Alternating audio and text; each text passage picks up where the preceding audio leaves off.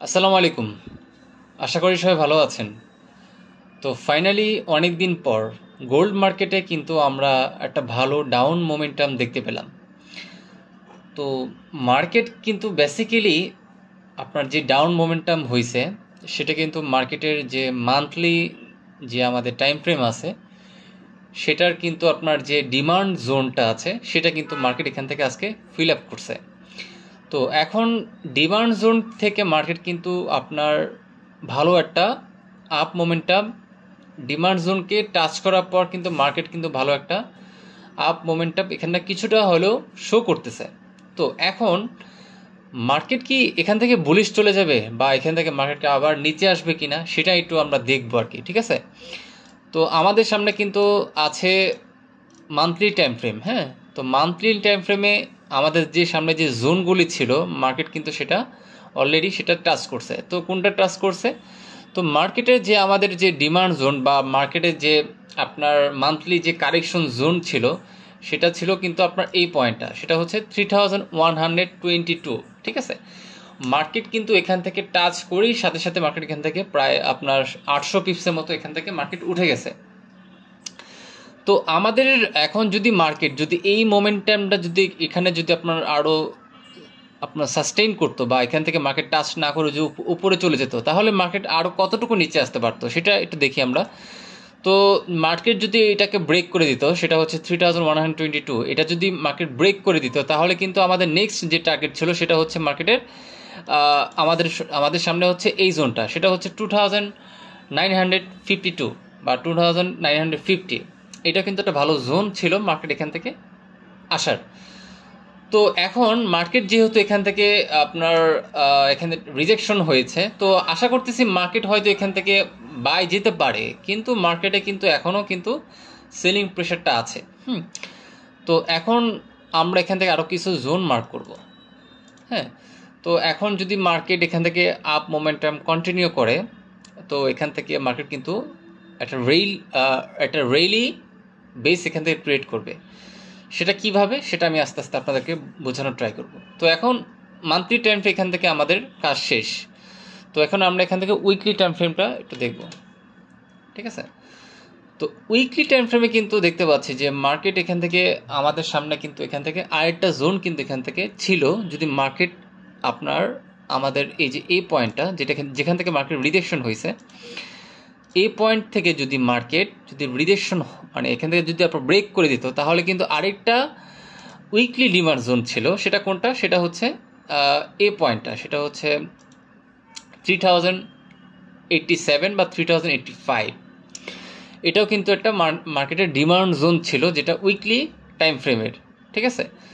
তো মার্কেট এখন এখান থেকে কিন্তু ভালো আমাদের যে মান্থলি যে ডিমান্ড জোন ছিল ওখান থেকে রিজেকশন হওয়া শুরু করছে। তো এখন দেখি কতটুকু সাস্টেইন করে। তো এখন আমরা এখান থেকে 4 আওয়ারের একটু বডিটা দেখব। তো এটা হচ্ছে 4 আওয়ারের বডি। হ্যাঁ, তো এখানে মার্কেট যেভাবে আপনার রেইলি বেসড অনুযায়ী পড়ছে মার্কেট। হ্যাঁ, আপনার যদি এটা ধরি যদি মার্কেটের এটা লোয়ার লো, এটা যদি মার্কেটের লোয়ার হাই, আর এটা যদি মার্কেটের লোয়ার লো ধরি, আবার এটা যদি মার্কেটের লোয়ার হাই ধরি, এটা মার্কেটের লোয়ার লো ধরি, আবার এখানটা মার্কেটের লোয়ার হাই ধরি, এটা মার্কেটের লোয়ার লো ছিল। এখন মার্কেটে যে আপনার যে ভলিউমগুলো দেখতে পাচ্ছেন যে 4 আওয়ারের বডিগুলি, এই একটা বডি, এই একটা বডি, সেটা স্ট্রং বুলিশ মোমেন্টাম কিন্তু এখান থেকে আমাদের সামনে শো করতেছে, ঠিক আছে। তো দেখতে পাচ্ছি মার্কেট হয়তো এখান থেকে আপনার ভালো একটা বাই অপরচুনিটি এখান থেকে কিন্তু মার্কেট ক্রিয়েট করতেছে। হ্যাঁ, তো প্রিভিয়াস যেখানে মার্কেটে যে আপনার 4 আওয়ারের বডিগুলো ছিল, হ্যাঁ, এই যে এই বডিগুলো এগুলো কিন্তু আপনার তেমন একটা বুলিশ মোমেন্টাম শো করতেছিল না, ঠিক আছে। তো সেক্ষেত্রে কিন্তু মার্কেট এখান থেকে পড়ে গেছিলো। তো অ্যাগেইন মার্কেট এখান থেকে বুলিশ শো করার পর কিন্তু মার্কেট আবার সেই বিয়ারিশ এখান থেকে ক্রিয়েট করছে, আপ ক্যান্ডেল ক্রিয়েট করছে। তো আস্তে আস্তে আপনার প্রত্যেকবারই আপনার সেলিং ক্যান্ডেল ক্রিয়েট করে করে মার্কেট এখান থেকে ভালো একটা সেলিং মোমেন্টাম এখান থেকে আপনার সেলিং প্রেশার দিয়ে মার্কেট এখান থেকে পড়ে গেছে। তো এখন যে মার্কেটের যে আপনার বর্তমান যে কারেন্ট সিচুয়েশন সেখান থেকে কিন্তু মার্কেট কিন্তু ভালো আপনার বুলিশ ক্যান্ডেল ক্রিয়েট করতেছে, ঠিক আছে। এখান থেকে মার্কেট কিন্তু এখান থেকে আপ মোমেন্টাম একটা শো করতেছে। তো এখন মার্কেট এখান থেকে কতটুকু সাস্টেইন করতে পারে, হ্যাঁ, সেটা নিয়ে একটু দেখবো আমরা। তো আমাদের সামনে একটা লাইন আছে, সেটা হচ্ছে এই পয়েন্টটা। এটা কিন্তু মার্কেটে একটা খুবই গুরুত্বপূর্ণ একটা পয়েন্ট।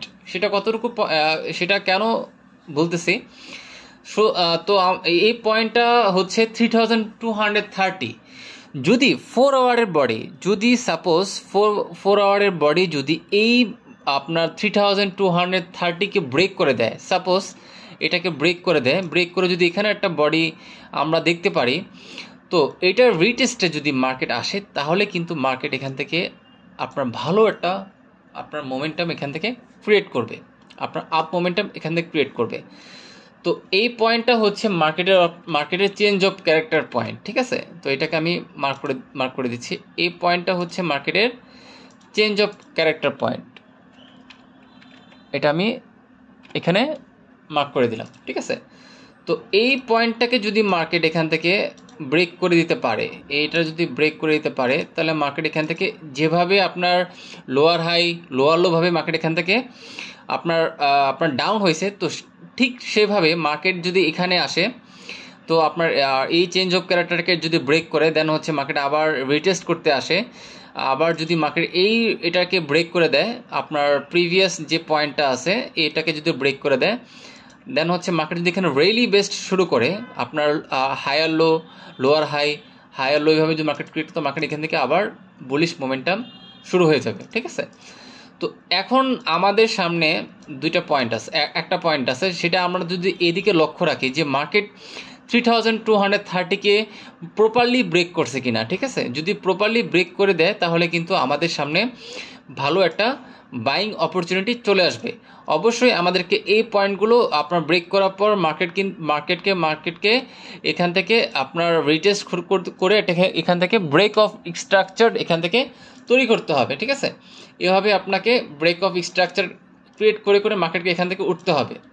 দেন আমরা এখান থেকে ধরে নিতে পারি যে মার্কেটে যে স্ট্রং যে আপনার সেলিং প্রেশার ছিল, সেটা টোটালি আপনার এখন সেটা টোটালি চেঞ্জ হয়ে এখন স্ট্রং বুলিশ মোমেন্টাম এখান থেকে মার্কেট ক্রিয়েট করে ফেলছে, ঠিক আছে।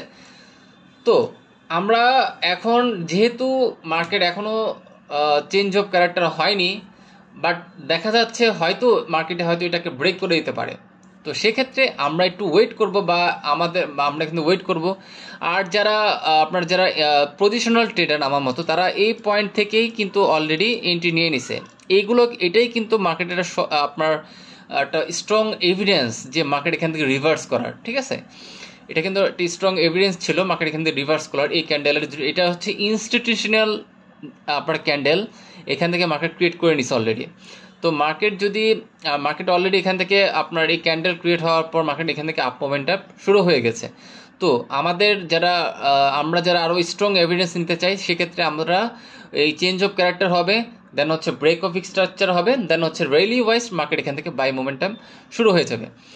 তো আশা করি ভাইরা আপনারা বুঝতে পারছেন বিষয়টা। খুবই সিম্পল এবং খুবই আপনার ইজি টেকনিক্যাল আপনার অ্যানালাইসিস এখান থেকে আমি বলার ট্রাই করছি। আশা করি আপনার বিষয়টা বুঝতে পারছেন। তো আজকের জন্য ভিডিওটা এতটুকুই। আল্লাহ হাফিজ।